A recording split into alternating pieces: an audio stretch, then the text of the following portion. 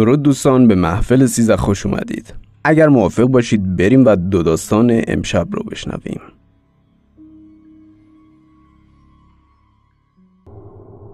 سلام، من حامد هستم. ماجرایی که براتون تعریف کنم برمیگرده به اواخر دهه 80، یعنی زمانی که من پشت کنکوری بودم. خدا رو شکر قصه سربازی رو نداشتم، چون معافیتمو گرفته بودم. به بهونه آسایش و برای درس خوندن به روستای مادریم رفتم. البته که قصد من درس خوندن نبود. اونجا میتونستم بدون هیچ مزاحمی یه گوشه شل کنم یا با پدر بزرگم به صحرا بریم. پدر بزرگ مادر بزرگم اصلا اهمیتی به درس خوندن ما نمیدادن. انقدر زیاد بودیم که گاهی اسممونم جابجا میگفتن. پدر بزرگم علاوه بر کشاورزی گله بزرگی هم داشت. معمولا دمدمای عید تا اواسط تابستون گله رو برای چرا به دامنه و صحراهای اطراف می بردن. این بهترین موقع برای پروار کردن گوسفندا بود. به خاطر همین هم گله چند روزی رو توی صحرا میموند. اواخر اسفند ماه بود که مادر بزرگ بخچه پدر بزرگ رو میبست. کنارش نشستم و گفتم 2 نفره ببندنه، منم میخوام برم. مادر بزرگ اخ میکرد و گفت تو بچه شهری هستی، لازم نکردی، شب اول میچایی. خلاصه از من اصرار و از اون انکار. وسط بحثمون پدر بزرگ وارد اتاق شد. کنار سماور نشست و در حالی که برای خودش چای میریخت گفت چی شده بیبی؟ مادر بزرگم گفت هیچی، میخواد بیاد صحرا، میگم مریض میشه. پدر بزرگ طبق رسمی مسخره قندو به چای زد و گذاشت توی دهنش. هوت اول چایو که سر کشید گفت فدا سرت، بذار مریض بشه، اینجا بمونه که چیکار کنه؟ حداقل کمک من بیاد گله رو جمع کنه. نیشم تا سر کوچه باز شد و روی فرش ولو شدم. دلم میخواست وقتی عید پسر دایی‌ها و خاله ها میان کلی چاخان برای گفتن داشته باشم که توی صحرا چیکار کردم و چیا دیدم. روز حرکت فرا رسید. سختیش هم همون حرکت کردنش بود. هنوز چشمم گرم نشده بود که دستای زمخت پدر بزرگ روی صورتم کشیده شد. پاشو دیگه، مگه نمیای؟ برای لحظه‌ای خواستم بیدار نشم و بیخیال رفتم بشم. اما فکر افه اومدن جلوی بقیه من رو از زیر لحاف بیرون کشید. تقریبا همه چی حاضر بود. صبحونمون رو خوردیم و حرکت کردیم. من بودم و پدر بزرگ و 3 تا سگ و 1 الاغ و 84 تا گوسفند. جوری که پدر بزرگ میگفت 3 روز میرفتیم و 3 روز بر میگشتیم، یعنی تقریبا 1 هفته. دمدمای ظهر بود که به دشت سرسبز پشت روستا رسیدیم. گوسفندا بعبع‌کنان به سمت دشت حمله کردن. بین خودمون بمونه. اینقدر علفا سرسبز و تازه بودن که هوسم شد منم 4 دست و پا بیفتم به جونشون. اما خدا رو شکر پدر بزرگ صدام زد برای نهار. وقتی به بساط نهار رسیدم به شدت ناامید شدم. پدر بزرگ یه کاسه کره وسط سفره گذاشته بود و با نون میخورد. اومدم بشینم که اخ میکرد و گفت اول یه چای بذار بعد بشین. توی دشت به اون بزرگی پدرم در اومد تا 4 تا چوب پیدا کردم. کتریو از چشمه پر کردم و گذاشتم روی آتیش. حالا باید منتظر میشدم تا آب به جوش بیاد. جای شکرش باقی بود که کتری روی آتیش هیزم زود به قلقل میافتاد. خلاصه بعد از گذروندن 7 خوان تونستم بشینم سر سفره حقیر و بیریای پدر بزرگ. نه عسلی نه شکری.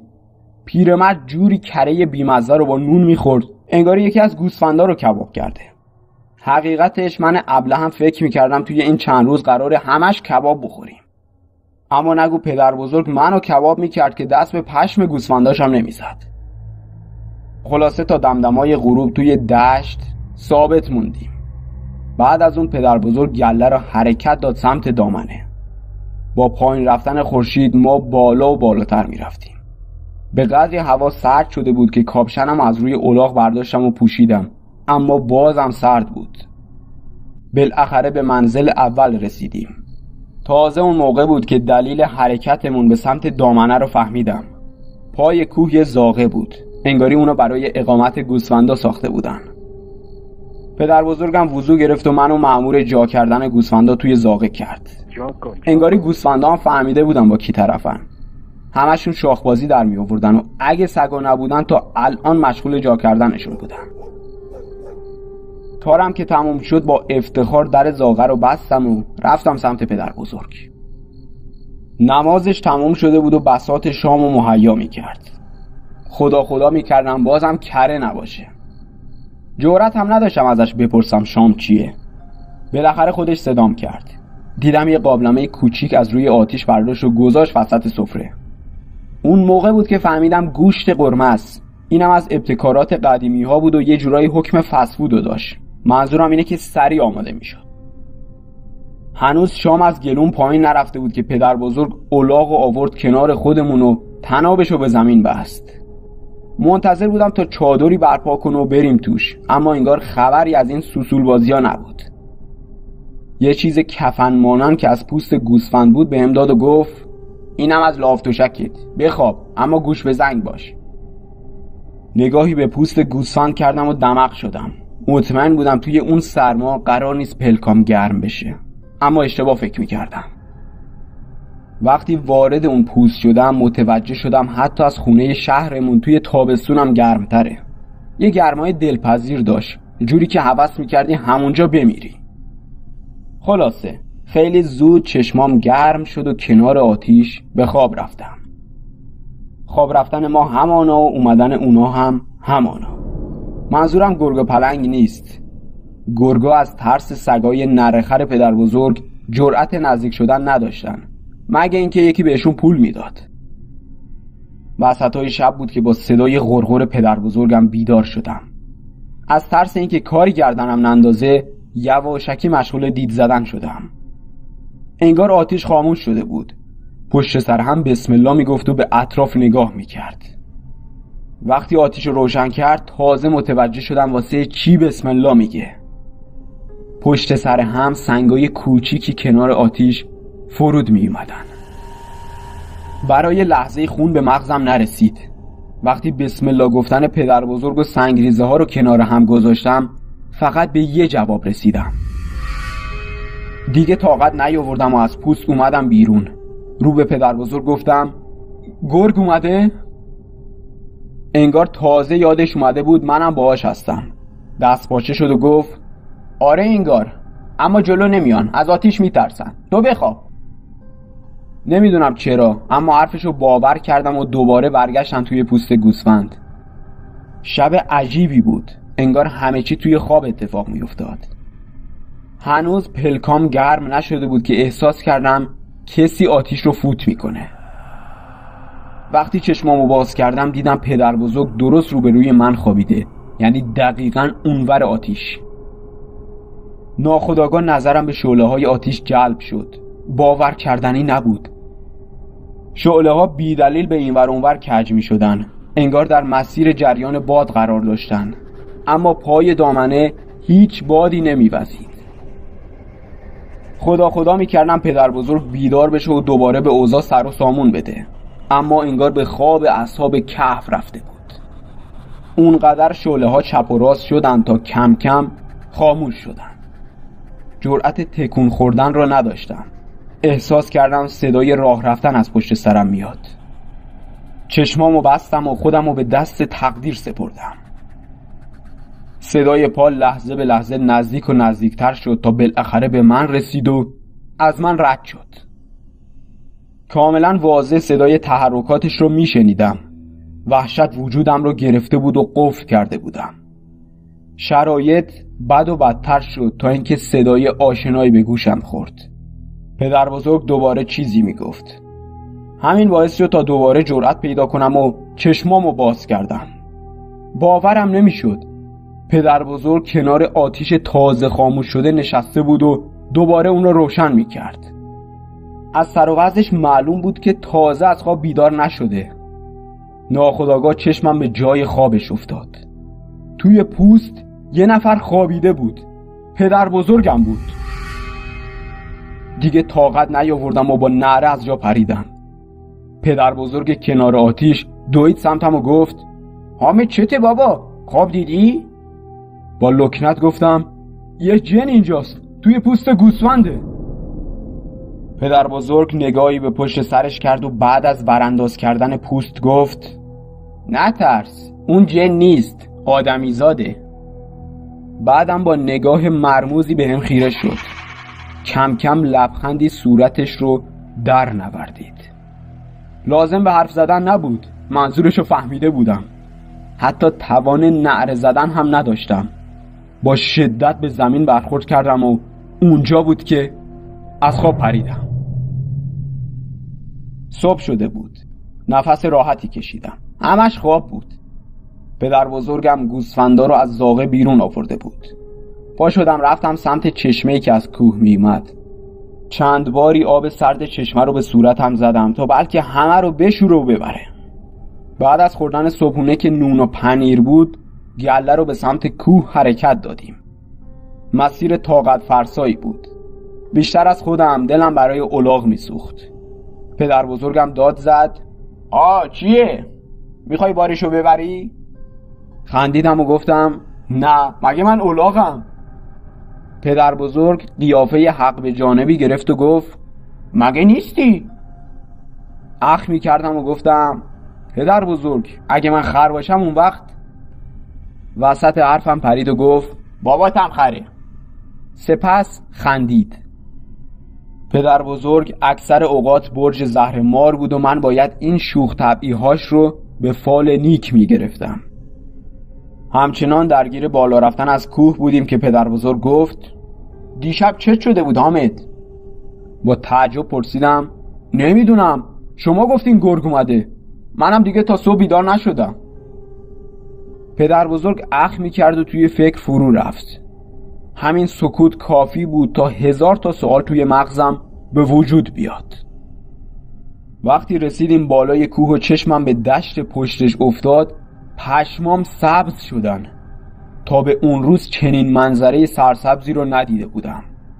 یه دشت که از 4 طرف با کوه‌ها احاطه شده بود و از شدت سرسبزی هر علفخواری رو آرزو بود. پدر بزرگم که متوجه حیرت من شده بود گفت کار خدا رو میبینی؟ چند ماه دیگه یه علف سبزم اینجا پیدا نمیشه. بعد از گذر کردن از سربالایی با سرعت به سمت دشت روان شدیم. گوسفندان نعره میزدن و توی راه از هم سبقت میگرفتن. بالاخره دمدمای ظهر بود که دشت فتح شد. پدر بزرگم با رضایت به گوسفندان نگاه میکرد، اما تا نگاهش به من افتاد دمق شد و گفت زود باش کتری رو پر کن چای بخوری. نگاهی به اطراف کردم و گفتم اینجا که آب نیست. پدر بزرگ جواب داد هست، زیر علفاست، بگردی پیدا میکنی. با کتری سیاه سوخته راهی شدم. هر چی زیر پامو نگاه میکردم فقط علف بود و علف. خدا رو شکر یهو چشمم به چند تا پرنده افتاد که کنار سنگی تجمع کرده بودن. از اونجایی که پرنده ها علفخوار نبودن حدس زدم که اونجا آبی جریان داشته باشه. هنوز به سنگ نرسیده بودم که پرنده ها با فحاشی پرواز کردن و رفتن. اما مهم نبود، آخه من آب پیدا کرده بودم. زیر سنگ آب سردی از زمین می جوشید و بعد از تجمع راهی علفزار می شد. آبی به پک و پوزم زدم و با کتری پر رفتم سمت پدر بزرگ. بعد از درست کردن چایی تمام جرأتم رو جمع کردم و پرسیدم گرگا چی شدن؟ نکنه امشبم بیان؟ پدر بزرگ با شنیدن این سوال نگران شد. با همون نگرانی جواب داد دیگه زاغه‌ای در کار نیست، تا خود صبح باید کشیک بدیم. این حرفو زد و زیر نور آفتاب خوابید. بعد از خوردن ناهار که باز هم کره بود مشغول حصار زدن شدیم. کار مفرحی بود. تازه اون موقع بود که حکمت حمل چوبهای سپیدار توسط الاغ رو فهمیدم. چوبا رو توی زمین فرو می کردیم و پدر بزرگ با تنابای پلاستیکی 3 دور اونها می چرخید. البته قسمتی رو هم برای ورود گوسفندا باقی گذاشت تا بعداً اونو ببنده. غروب گوسفندا رو توی حصار بردیم تا حداقل خیالمون از بابت فرار اونها راحت باشه. بعد از شام منتظر بودم تا پدر بزرگ ساعت نگهبانی من رو بگه، اما انگاری به من اطمینان نداشت. منم از خدا خواسته پوست گوسفند رو انداختم کنار آتیش و پریدم توش. پدر بزرگ همچنان چماق به دست کنار آتیش کشیک میداد. با همین منظره به خواب رفتم. چند ساعت بعد سرما باعث شد تا بیدار بشم. در کمال تعجب پدر بزرگم رو توی پوست گوسفند دیدم. با خودم به این فکر کردم که چی شد؟ مگه قرار نبود تا صبح بیدار باشه؟ از جام بلند شدم تا سری به گوسفندا بزنم. همه چی امن و امان به نظر می رسید و گوسفندا همگی توی پوست گوسفنداشون خوابیده بودن. همینجور مشغول تماشا کردن اونا بودم که صدای خشدار پدر بزرگ منو از جا پروند. تو هم بیدار شدی حامد؟ به عقب چرخیدم و گفتم آره، دیدم شما خوابید، گفتم یه سر و گوشی آب بدم. پدر بزرگ دماغ گندشو خاروند و گفت من خوابم؟ پسر، من از ظهر پلک روی هم نذاشتم. خندیدم و گفتم مزاح میفرمایید، خودم دیدم توی پوست گوسفند خوابیده بودید. پدر بزرگ تا این رو شنید بلند بلند شروع به ذکر گفتن کرد. بعدم دست منو گرفت و برگردون پای آتیش. ازم خواست تا با خیال راحت بخوابم. منم با خوشحالی پریدم توی پوست گوسفند و آماده خواب شدم. هنوز چشمام رو نبسته بودم که نگاه هم به اون سمت آتیش افتاد. پوست گوسفندی روی زمین نبود. با غرغر پدر بزرگ بیدار شدم. صبح شده بود. از چشمای پف کردش معلوم بود که کل شب رو بیدار بوده. رفتم پای سنگ تا آبی به دست و صورتم بزنم. دوباره پرنده ها با دیدن من دریوری گفتن و از اونجا دور شدن. موقع حرکت از پدر بزرگ پرسیدم واسه چی باید بریم جلوتر؟ اینجا که خوبه. پدر بزرگ گفت اگه گله یه جا ثابت بمونه پدر زمین رو در میاره. میریم که استراحت کنه. خلاصه حرکت کردیم و دمدمای دامنه بعدی زدیم روی ترمز. دوباره بعد از نهار حصار زدیم و گوسفندا رو فرستادیم میون تنابا. پدر بزرگ به شدت خسته بود، ولی باز هم از من نخواست که بیدار بمونم. انگاری اون شب قرار نبود به راحتی صبح بشه. درست مثل شب قبل با سرمای فریز کننده ای از خواب پریدم. این در حالی بود که پوست گوسفند عایق بود. چشمم به پدر بزرگ افتاد که کنار آتیش نشسته بود و چایی سر میکشید. باز هم به روی خودم نیاوردم که بیدارم. در همین لحظه صدای غرش ترسناکی از دل تاریکی بلند شد. پدر بزرگ چماق به دست دوید سمت تاریکی. خواستم از جام بلند بشم، اما پدر بزرگ از دل تاریکی بیرون اومد. به اطراف نگاه میکرد و زیر لب چیزی میگفت. هنوز سر جاش ننشسته بود که صدای گوسفندا به هوا رفت. پدر بزرگ باز هم بدون اینکه من رو بیدار کنه دوید سمت گوسفندا. همزمان با رفتن اون متوجه فروکش کردن شعله‌های آتیش شدم. انگار آتیش در جریان گردباد قرار گرفته بود. چند دقیقه بعد صدای پدر بزرگ بلند شد که خدا رو صدا میزد. دیگه نگرانی باعث شد تا به سمت پدر بزرگ بدوم. وقتی بهش رسیدم به بالای کوه خیره شده بود. ازش پرسیدم چی شده؟ بازم گرگ اومده؟ دست پاچه خودشو جمع جور کرد و گفت آره بگمونم، تو چرا بیدار شدی؟ احساس کردم پدر بزرگ از گفتن چیزی تفره میره. دیگه اونقدرام نفهم نبودم. توی این 3 شب سگا یه بار هم صدا نکرده بودن. این در حالی بود که اگه بوی گرگ به مشامشون میخورد دشت رو روی سرشون میذاشتن. توی افکارم بودم که یهو سنگی به پیشونی پدر بزرگم برخورد کرد. همزمان صدایی شبیه به خنده از بالای دامنه بلند شد. پدر بزرگ رو گرفتم و جویای احوال شدم. ازم خواست تا زودتر برسونمش به الاغ. از محل اصابت سنگ خون می اومد. با کمک من سرشو بست و کنار بساط ولو شد. نگاهی به هیزوما کرد و گفت آتیشو روشن کن، سردمه. سراسیمه مشغول روشن کردن آتیش شدم. یه چایی دادم دست پدر بزرگ و با بی صبری پرسیدم کی سنگ پرت کرد؟ پدر بزرگ دیگه راه فراری نداشت، پس سکوت کرد. دیگه طاقت نیاوردم و خودم شروع کردم. با منومن گفتم پدر بزرگ اینجا از ما بهترون داره؟ پدر بزرگ آهی کشید و گفت بهتر؟ آره. از قدیم دشت پشت روستا معروف بوده که مسکن از ما بدترونه، اما اونقدر سرسبزه که همه پی جفتک زدن میزبانو به خودشون میمالن. سعی کردم نفهمی، نمیخواستم بترسی. ماها دیگه عادت کردیم، کارشون همینه، ترسوندن. اما این اولین باره که آسیب میزنن. حرفای پدر بزرگ عین قندیل یخ توی تنم فرو میرفت. جوری از وجود جن در چند قدمی ما حرف میزد انگار که یه پدیده کاملا طبیعیه. ناخودآگاه به یاد اون پدر بزرگ خوابیده کنار آتیش افتادم. اول توی خواب دیدمش، اما بعد توی بیداری. تصمیم گرفتم تا تمام وقایع رو برای پدر بزرگم تعریف کنم. پیرمرد دستی به پیشونیش گذاشت و گفت اونا قوتشون از ما میگیرن. اول در حد یه خواب ناخوش حقیرن، اما وقتی ازشون بترسی هم ظاهر میشن هم سرتو میشکنن. در همین لحظه صدای دویدن افرادی در چند قدمی ما به گوش رسید.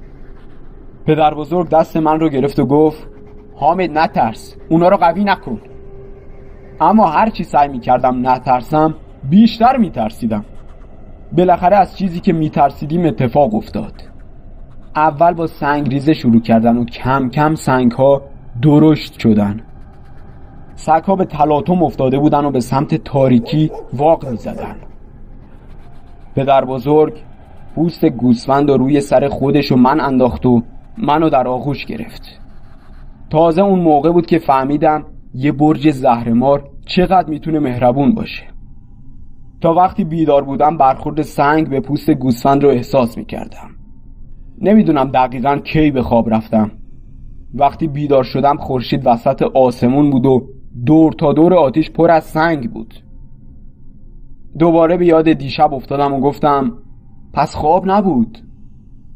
صدای پدر بزرگ از پشت سرم بلند شد که میگفت نه خواب نبوده، زود باش باید حرکت کنیم. صبحونه رو در حال حرکت خوردیم. شب شده بود که رسیدیم به روستا. گوسفندا با اوقات تلخ رفتن توی طویله و در رو بستن، اما خب چاره‌ای نبود. اون سفر 3 روزه تجربه وحشتناکی بود، اما عوضش دیگه لازم نبود برای پسردایی‌ها و پسرخاله ها خالی بندی کنن.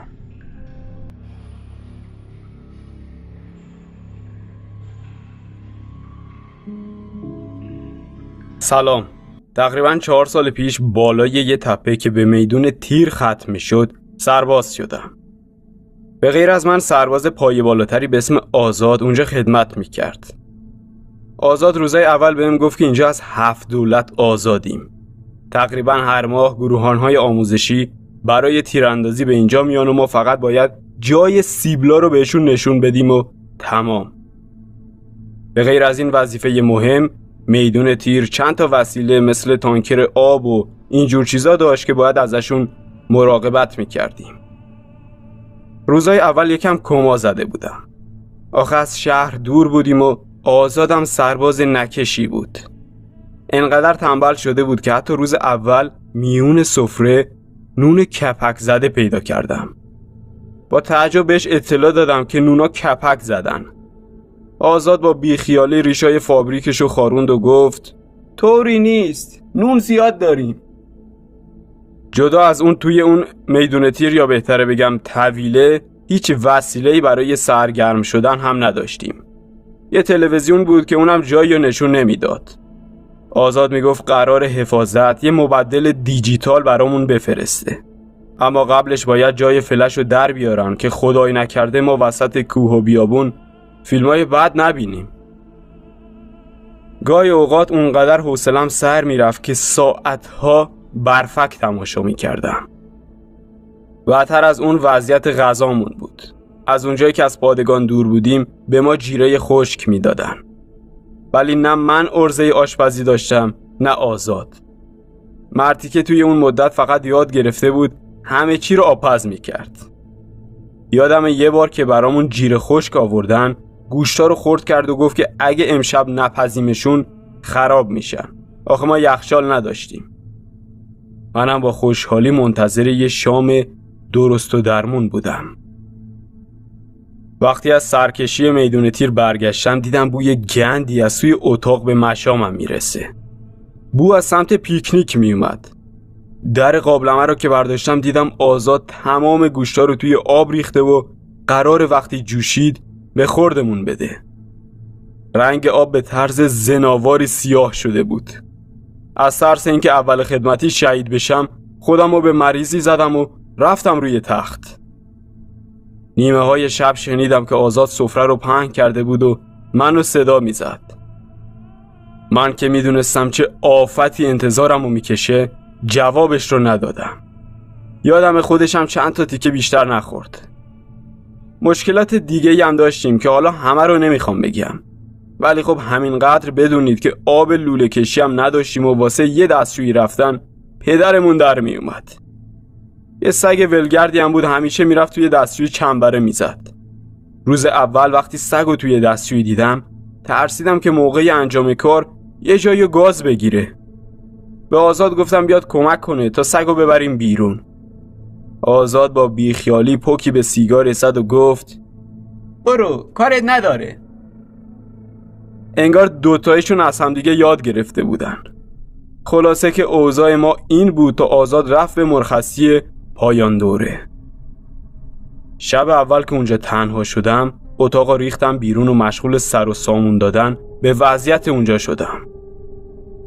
همون شب قشنگ متوجه شدم بعضی وسایل جابجا میشن، ولی خب چون هنوز اتفاق خاصی نیفتاده بود فکر میکردم حواس پرتی دارم. مثلا یادم پیت نفت گذاشته بودم روی تخت، اما بعدن که خواستم ببرمش توی اتاق روی گونی نون خشک بود. موقع خواب شد. اون شب هم مثل اکثر شبها سیب زمینی خورده بودم. علنا برنج و حبوباتی که برای ما می آوردن بی مصرف بود. نیمه های شب وسط خواب ناز بودم که شنیدم صدای موتور از دور دست میاد. آزاد در مورد این پدیده قبلا به هم گفته بود. یه آدم نفهم دور از جون شما بود که گاهی اوقات می اومد و از میدون تیر مرمی می دزدید.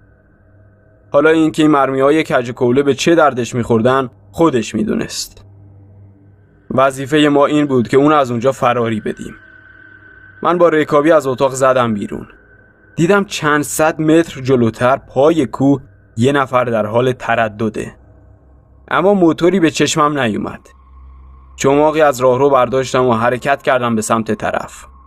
از ترس اینکه بهش برسم و همچنان اونجا باشه شروع به داد و بیداد کردم. اما طرف این خیالش هم نبود و قدم میزد. هیچ نوری اونجا دیده نمیشد. مونده بودم توی اون تاریکی چجوری میخواد مرمی پیدا کنه.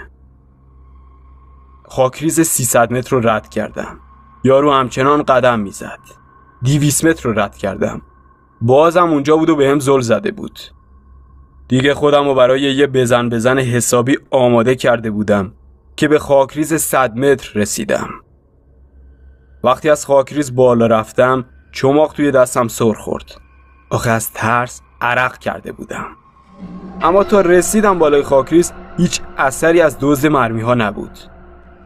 مات و مبهوت به کوه خیره شدم. وقتی کسی رو اونجا ندیدم از خدا خواسته حرکت کردم به سمت اتاق. هنوز چند قدمی نرفته بودم که سنگی در نزدیکی من با شدت به زمین خورد. جا خوردم و نزدیک بود خودم رو خراب کنم. دوباره برگشتم سمت کوه، اما بازم کسی دیده نمیشد. من که هرس کرده بودم چند تا فوش آبدار دادم و دویدم سمت اتاق. به این فکر کردم چند تا مرمی ارزش درگیر شدن نداره. اصلا به فرض اینکه یارو بیاد و همه مرمی ها رو پیدا کنه و ببره. وقتی کسی خبردار نمیشه چه لزومی داره که من خودم رو به خطر بندازم؟ خلاصه اون شب گذشت. فردای اون روز سربازی از پادگان به جای آزاد اومد. برعکس آزاد اون خیلی حوصله داشت و چپ و راست مشغول نظافت بودیم. ولی خب یه خوبی هم داشت که آشپزی بلد بود. روزای اول به خوبی کنار عادل گذشت. من سرکشی میکردم و اون غذا میپخت. به این فکر میکردم که قرار خدمتم به خوبی و خوشی سر بشه. اما عادل مشکلی هم داشت. به شدت به کارهای علاقه می‌ورزید که ما رو بدبخت کنه. توی سربازی یه اصطلاح برای این سربازا هست که متاسفانه اینجا نمیتونم بیان کنم. علاوه بر این که یه گوشی لمسی پر از فیلمای ناثواب داشت، روزا هم تا ساعت 10 میخوابید. چند بارم مسئول میدون تیر اومد و خرابش کرد، اما بازم آدم نشد.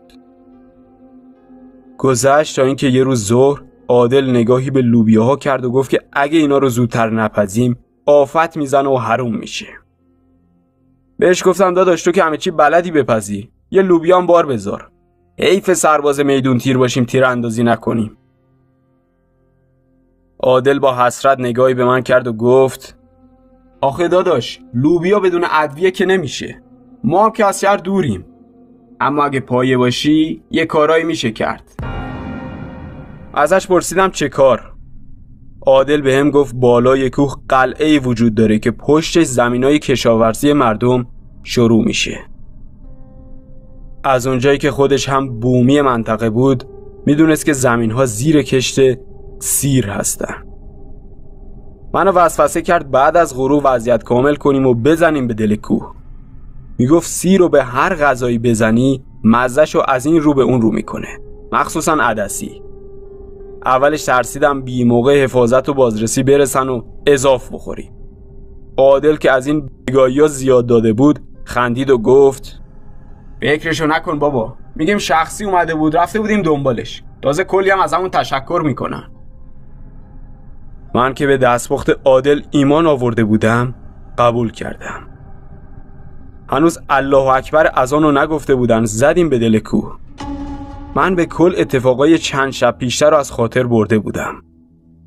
از کوه که بالا رفتیم دیوارهای قلعه‌ای جلوی رومون پدیدار شد. قلعه یه در چوبی داشت که اونم زوارش در رفته بود. وقتی در رو باز کردیم متوجه شدیم از قلعه فقط چند تا دیوار به جا مونده. وارد قلعه شدیم. تاریکی مطلقی بود و ما جلوی پامون رو نمی دیدیم. عادل منو نگه داشت و فلش گوشیش رو روشن کنه. به محض اینکه فلش گوشیش روشن شد من برای لحظاتی 2 سایه در چند قدمی خودمون دیدم. خوف کردم و با صدای خودم عقب کشیدم. عادل که متوجه موضوع نشده بود عصبانی شد و گفت چه مرگته؟ شاید هنوز کسی سر زمین باشه. من به چیزی که دیده بودم شک نداشتم. قشنگ 2 سایه بود. اما فکر کردم اگه موضوع به عادل بگم فقط خودم رو کوچیک کردم. ازش معذرت خواستم و 2 تایی حرکت کردیم. روبروی ما در دیگه‌ای وجود نداشت. باید از دیوار بالا می رفتیم. از اونجایی که عادل پخمه بود من قلاب گرفتم تا بالا بره. بعد از اینکه خودش از دیوار بالا کشید دورخیز کردم تا بدوم سمت دیوار. وقتی به اندازه کافی دورخیز کردم و خواستم بدوم کسی لباس من رو از پشت گرفت. اما خیلی سریع منو رها کرد. یه جورایی فقط میخواست بفهمونه که ما بد جایی اومدیم. با موهای سیخ شده دویدم سمت دیوار و دستم رو به لبه اون رسوندم. حتی توان نداشتم داد بزنم. هر لحظه انتظار میکشیدم طرف بیاد و منو بکشه پایین. اما خدا رو شکر اتفاقی نیفتاد. وقتی از دیوار قلعه پریدم پایین عادل توی اون تاریکی متوجه حال خرابم شد. نور گوشی رو دوباره روشن کرد و توی صورتم انداخت. وقتی مطمئن شد که اشتباه نکرده گفت چرا رنگت پریده؟ بابا گفتم که اگه کسی اومد یه دروغی سرهم میکنیم. میگیم اومدیم دنبال دزد. خواستم چیزی بگم اما زبونم یاری نکرد. عادل که اوضاع منو دید سریع به سمت زمینهای سیر حرکت کرد. کسی اون اطراف دیده نمیشد. حداقل چشم ما که نمیدید. عادل خودشو از فنسا بالا کشید و منم دنبالش رفتم. تقریبا نیمی از زمین برداشت شده بود اما بازم کلی سیر برای غارت وجود داشت. نسیم خنکی توی زمین میوزید و با خودش بوی گندی رو به مشاممون رسوند. عادل هم متوجه اون بو شد. خیلی سریع دلا شد و مشغول کندن سیرها شد. منم برای اینکه زودتر از اون مخمسه نجات پیدا کنیم و برگردیم همراهیش کردم. 2 تا بغل سیر چیدیم و از زمین زدیم بیرون. همینجور که به سمت دیوار قلعه میرفتیم عادل میخندید و میگفت دیدی کاری نداشت؟ تازه جلوترم باغ دارن، تو باغشون هم مرغ نگه میدارن. عادل ابله دوباره ما رو به سمت قلعه برد. پای دیوار سیرهای منو گرفت و گفت که قلاب بگیر. با من گفتم بیا قلعه رو دور بزنیم. عادل با تعجب گفت مگه خولیم؟ راه صافو ول کنیم بزنیم به دل کوه؟ اون شب به طرز اعصاب خورد کنی قدرت اختیارم از دست داده بودم و عقلمو داده بودم دست یه بچه 18 ساله. قلاب گرفتم. عادل سیرا رو پرت کرد اونور دیوارو، خودشو بالا کشید. دوباره تنها شدم. دورخیز کردم و در حالی که به عقب نیم نگاهی داشتم دویدم سمت دیوار. اما این دفعه کسی لباسمو نگرفت. وقتی پریدم توی قلعه دیدم عادل بی حرکت عین چوب ایستاده و به سمت در چوبی خیره شده. تاریک بود و واسه همین چیزی که روبروش ایستاده بود رو ندیدم. حتی گوشیم توی دستش بود. شونه هاشو تکون دادم و گفتم عادل چته؟ بیا بریم دیگه. یهو دیدم همونجور که ایستاده دهنش کف کرد. حالم به هم خورد و بی اختیار نگاهم ازش گرفتم. تا چشمم افتاد روی زمین یه جفت پای پشمالو دیدم که روبروی عادل ایستاده بود. در همین لحظه بوی گند آشنایی به مشامم خورد. خودش بود. همون بویی که سر زمین باد برامون آورد. من دیگه جرئت نکردم بالاتر رو نگاه کنم. از ضعف باهام سست شد و نشستم روی زمین. طولی نکشید که عادل مثل درختی از پشت به زمین برخورد کرد. شانس آورد که کلش خورد روی بوته های سیر.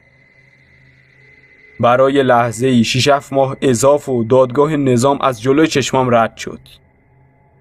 همونجور که نشسته بودم زدم زیر گریه و به التماس افتادم. چند دقیقه بعد احساس کردم اون بوی گند دیگه نمیاد. خیلی آروم سرمو بالا آوردم.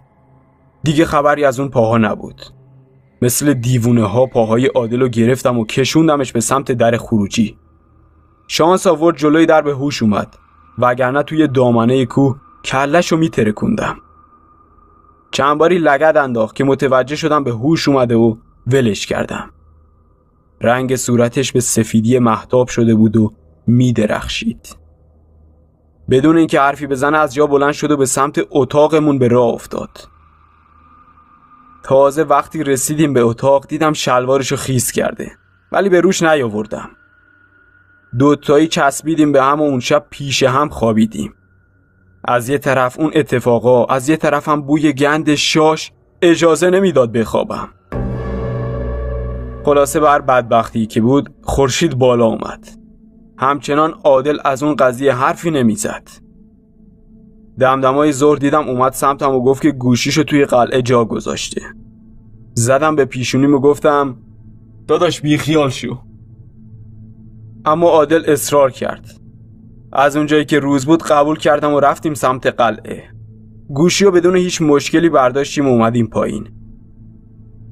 اما وقتی رسیدیم جلوی در دیدیم یه 405 مشکی که متعلق به بازرسی بود جلوی در ایستاده. عادل انقدر از اتفاقهای گذشته شوکه بود که اون دروغی که آماده کرده بود و یادش رفت. کادری بازرسی ازش خواست جیباشو خالی کنه. آخه دیگه گاو پیشون سفید بود و هر کی میدیدش اینو ازش میخواست. گوشی عادل با کلی فیلم از جیبش بیرون اومد و به بازرسی سلام کرد.